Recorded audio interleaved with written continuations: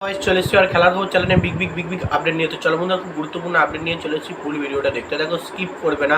Skip করলে ভিডিওর মধ্যে অনেক কিছু মিস করবে। এবং এই খেলার খবর চ্যানেলে যারা নতুন আছে অবশ্যই খেলার খবর চ্যানেলটা সাবস্ক্রাইব করে পাশে থাকো। পাশে থাকা বেল আইকন ঘন্টাটাকে ঢং করে বাজিয়ে দাও।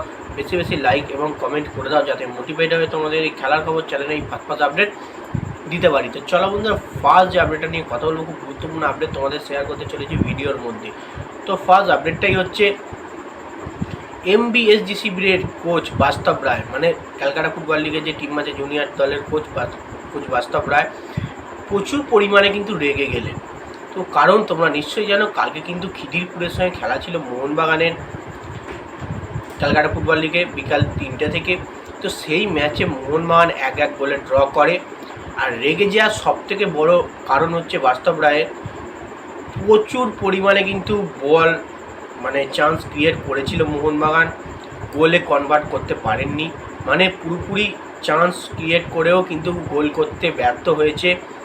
এত পরিমাণে চান্স পেয়েও গোল করতে ব্যর্থতার কারণে কিন্তু কোচ বাস্তব রায় প্রচুর পরিমাণে রেগে গেছেন যে এতদিন ধরে প্র্যাকটিস সেশন করিয়েছি, দলকে প্রচুর পরিমাণে স্ট্রাগল করিয়েছি, ভালো করে অনুশীলন করিয়েছি, প্রতিটা প্লেয়ারকে 100% খাটিয়েও কিন্তু আজকের ফলাফল ড্র, এটা কিন্তু আমি মানতে পারছি না।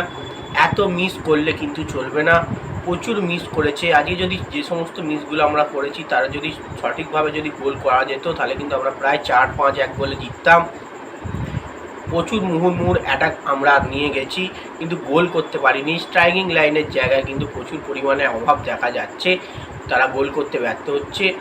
কি করব ভাবতে পারছি না। এই কারণে কিন্তু প্রচুর পরিমাণে রেগে গেছেন কোচ বাস্তব রায় দলের ওপর, যেহেতু ম্যাচটা ড্র হয়েছে, গোল করতে ব্যর্থ হয়েছে প্রতিটা প্লেয়ার।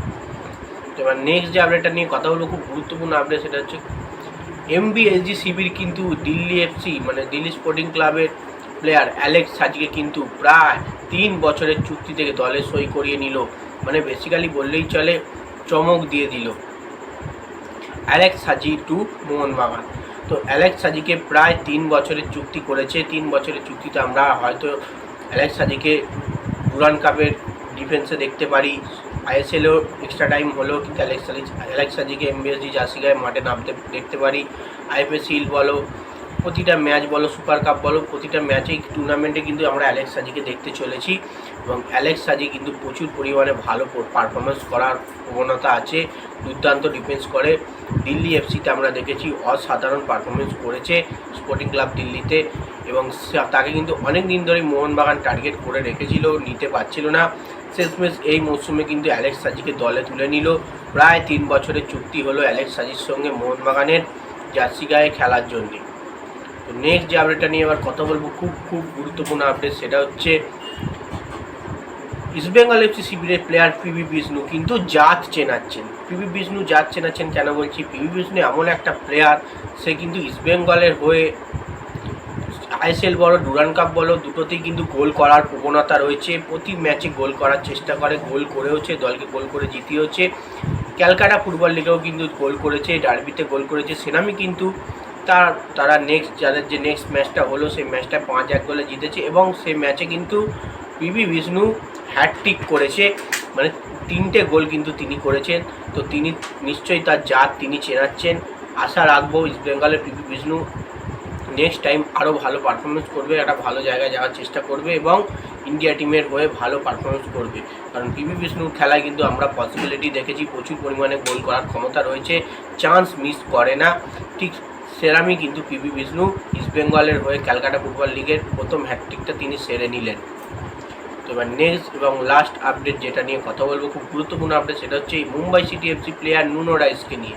তো Mumbai City FC player Nuno Reis কিন্তু মুম্বাই সিটি এফসি ছাড়ছে। মুম্বাই সিটি এফসি ছেড়ে কিন্তু তাকে দেখা যাচ্ছে আইএসএল ট্রান্সফার মার্কেট সূত্রে জানা যাচ্ছে নুনো রাইসকে কিন্তু চেন্নাইন এফসি ডিল ডান করতে চলেছে। মানে চেন্নাইন এফসির সঙ্গে প্রায় কথাবার্তা উচ্চ পর্যায়ে চলে গেছে, সব কিছু কমপ্লিট হয়ে গেছে। এবং চেন্নাইন এফসি থেকে নুনো রাইসকে ওয়েলকাম জানানোটাই কিন্তু ওয়েট করে রয়েছে। তো আশা রাখছি চেন্নাইন এফসি দল এবারে দুর্দান্ত বানাচ্ছে এবং নুনো রাইসের মতো ডিফেন্ডার দলে রাখছে, দলের ডিফেন্সটা আরও শক্ত করার জন্য। তো যাই হোক বন্ধুরা, এই আপডেট ছিল। ভিডিওটা যদি ভালো লেগে থাকে লাইক করুন, শেয়ার, সাবস্ক্রাইব করে পাশে থাকো। চলো বন্ধুরা, বাই। নেক্সট